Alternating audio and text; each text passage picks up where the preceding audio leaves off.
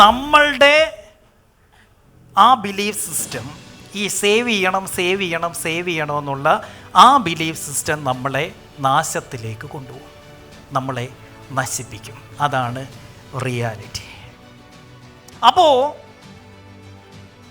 നമ്മൾ ഈ സിനിമ തൊട്ട്, നമ്മളെ പഠിപ്പിച്ച ടീച്ചർമാർ തൊട്ട്, നമ്മളുടെ പേരൻസ് തൊട്ട് എല്ലാവരും നമ്മുടെ അടുത്ത് സമ്പത്തിനെ കുറിച്ച് തെറ്റായ കാര്യങ്ങൾ പറഞ്ഞ് നമുക്കൊരു റോങ് ബിലീഫ് സിസ്റ്റം ഉണ്ടാക്കി വെച്ചിരിക്കുക.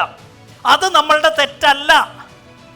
സമൂഹം നമ്മളെ പഠിപ്പിച്ചു വെച്ചത് നമ്മളുടെ തെറ്റല്ല. എൻ്റെ അച്ഛൻ എന്നോട് കള്ളം പറഞ്ഞു, എൻ്റെ തെറ്റാണോ?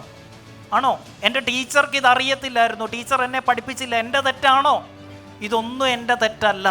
ഇതുവരെ ഞാൻ ചിന്തിച്ച് വെച്ചിരുന്നതൊന്നും എൻ്റെ തെറ്റല്ല. പക്ഷേ അത് തെറ്റാണെന്നറിഞ്ഞുകൊണ്ട് തിരുത്തേണ്ട റെസ്പോൺസിബിലിറ്റി ആർക്കുണ്ട്? ഉത്തരവാദിത്വം ആർക്കുണ്ട്?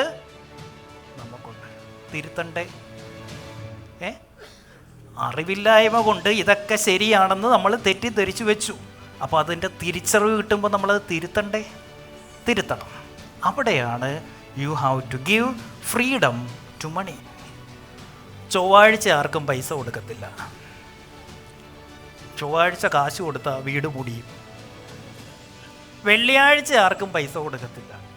ചൊവ്വയും വെള്ളിയും ആർക്കെങ്കിലും കാശ് കൊടുത്താൽ തീർ.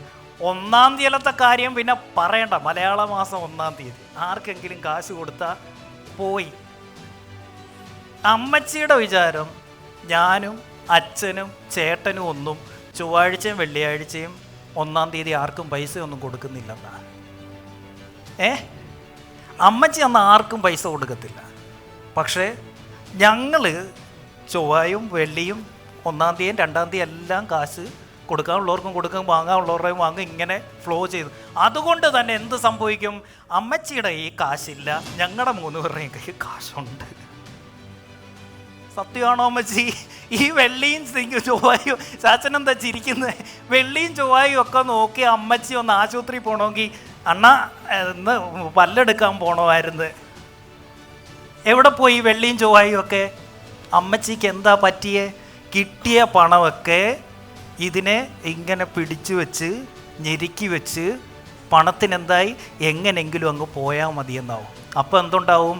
ബാബു ഡോക്ടർക്ക് കൊണ്ടുപോയി കൊടുക്കും, ഇല്ലെങ്കിൽ ആ പല്ലിൻ്റെ ഡോക്ടർക്ക് നാരായണൻ നമ്പൂരിക്ക് കൊണ്ടുപോയി കൊടുക്കും. ഞങ്ങളെന്താ ഇവിടെ ഒന്നും പോകാത്തേ? ഞങ്ങളുടെ കയ്യിലിരിക്കുന്ന പൈസയ്ക്ക് ഞങ്ങളുടെ കൂടെ ഇരിക്കാൻ ഇഷ്ടമാണ്. അതുകൊണ്ട് ഇനിയെങ്കിലും ചൊവ്വയും വെള്ളിയും 1-ാം തീയതി ഒന്നും പറയരുത് കേട്ടോ. അതിൻ്റെ അർത്ഥം ചുമ്മാ എടുത്ത് ദൂർത്തടിക്കുക എന്നല്ല പറഞ്ഞു. യു ഹാവ് ടു സർക്കുലേറ്റ് മണി. പണം എന്തിനുള്ളതാ? സർക്കുലേറ്റ് ചെയ്യാൻ വിടണം. ഇതിനെ അങ്ങോട്ട് അഴിച്ചു വിടണം. അപ്പോഴാണ് ഇത് റൊട്ടേറ്റ് ചെയ്യുന്നത്. റൊട്ടേറ്റ് ചെയ്യുമ്പോൾ ഈ പൈസയ്ക്ക് ഭയങ്കര ഇഷ്ടം കൂടും നമ്മളോട്.